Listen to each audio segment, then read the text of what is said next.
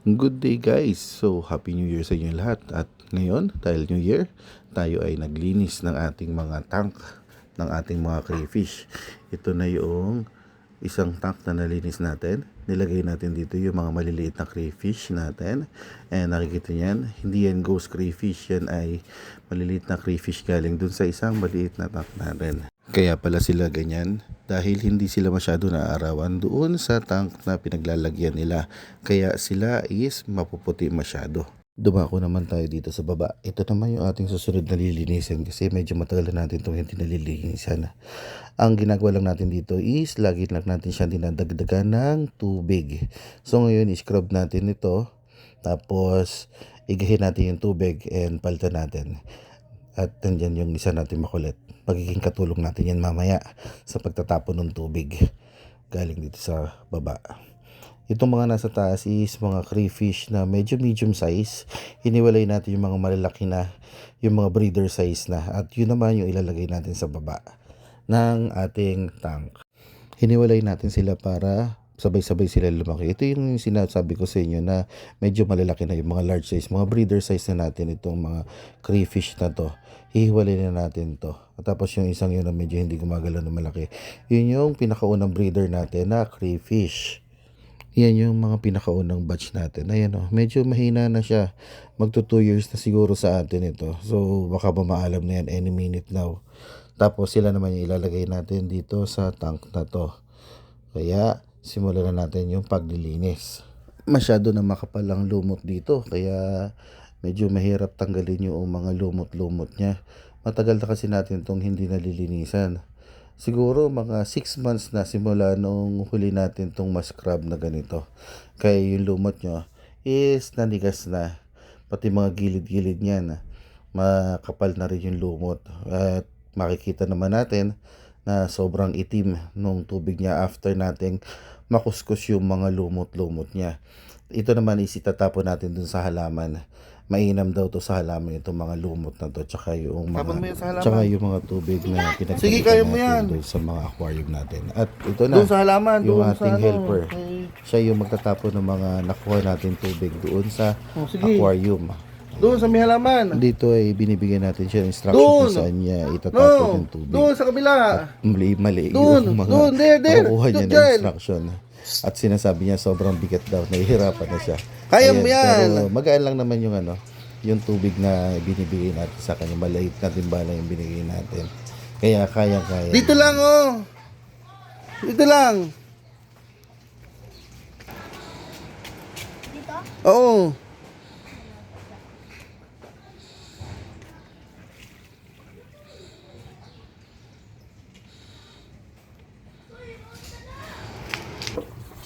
Ay, naku. Ayan. Huwag kang magtatapon lagi ha. Kasi Okay? hindi ko maabot. Okay? No, okay na. Dito. At dito mag-start na tayo na mag-refill ng tubig. Ang ginagamit nga natin dyan na pang-refill is yung ating pang-siphon na binili natin sa Lazada or sa Shopee. Hindi na natin siya ginagamit na ngayon na panglinis ng tank, kundi pang-refill na ng tubig para hindi na tayo mamano-mano ng refill. Tapos ayan, nalagay na natin yung ating mga bigger size or yung mga breeder size na crayfish.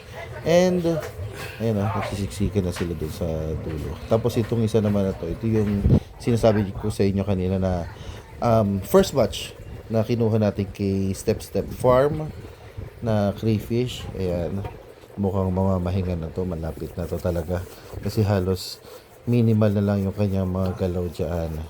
Kaya hinihintay na lang natin yan at iluluto na natin kahit solo lang siya.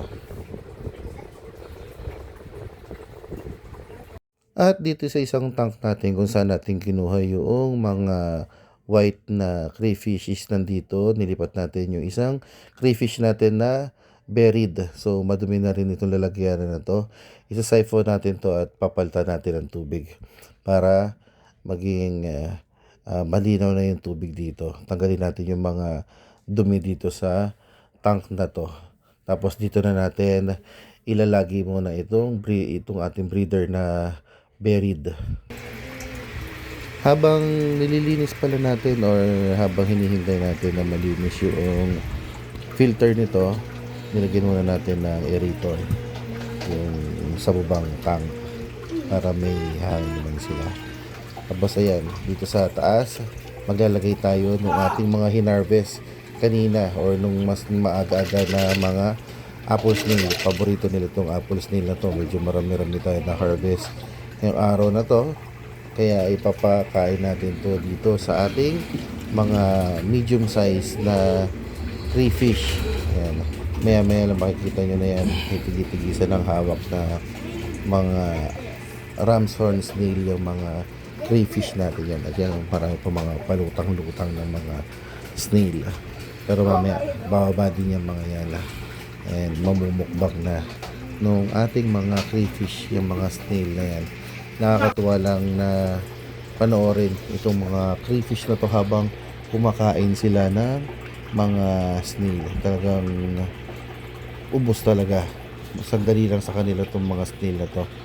Yan, itong crayfish na to, ito yung galing dun sa isang maliit na tank natin. Yan, ito nyo, medyo maputla pa siya kasi dun sa kabilang tank is hindi sila masyado naarawan. Unlike dito sa malaking tank, talagang sagap nila yung sunlight, kaya yung kulay nila dito, yung kulay ng mga crayfish na galing dito talagang matitingkad yung kulay, hindi mapusyaw. Ito kasi parang naging anak araw na kaya ayan, dito kita nyo naman sarap na sarap sila sa pagkain ng mga ram's horn snail.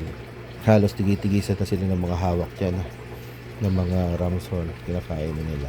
Mabilis lang maubos yan, kita nyo naman sa dami nyo ayan halos lahat meron ng mga hawak ng mga ram's horn at inuunti-unti na nila kung saan nila uumpisa kainin yung mga snail na yan.